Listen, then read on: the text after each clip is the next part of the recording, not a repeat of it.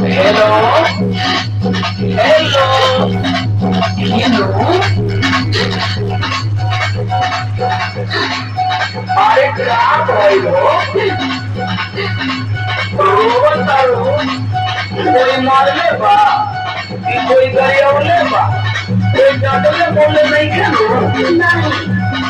ये रोवन तारो बाबू कुछ ना जल्दी हम लोग अपन काम करते हम लोग के रोवन छोड़े रोज कैसे रख सकेगा काम करे में तुमको मन लागे रोना धोना बंद करो अब बोल खड़े करके फोन करिए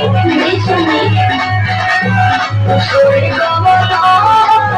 मेरे हरिया सोई गवला मेरे हरिया पिया हलो बोला रे क्या सोई गवला मेरे हरिया सोई गवला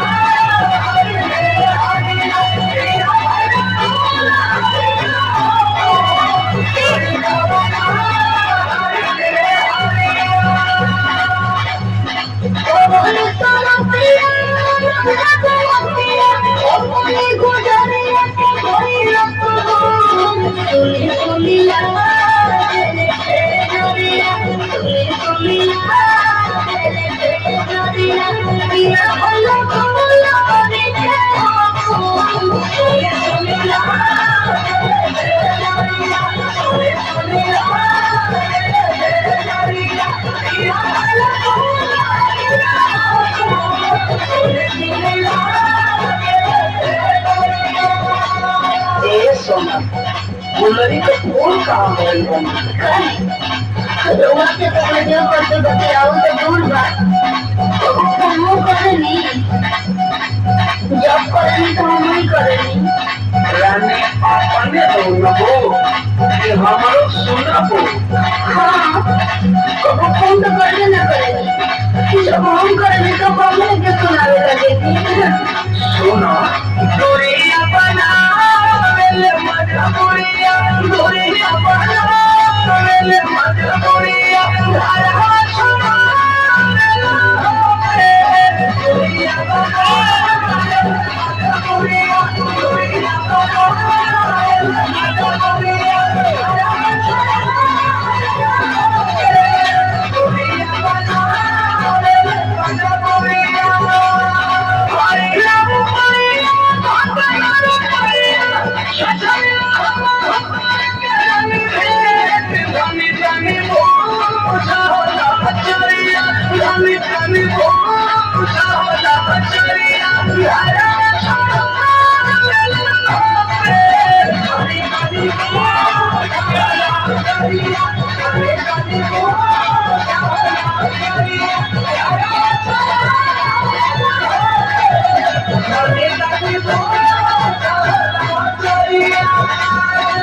देखो मैंने लगना चाहिए अब वो कौन से जब हम पहले बनी जान हाँ जान वाले कोई के बुलाए ना हमारा अंतिम फैसला सुन ले अरे दादा जब देखा हल्का से होने नहीं थी ऐसे तो होता नहीं ना कोई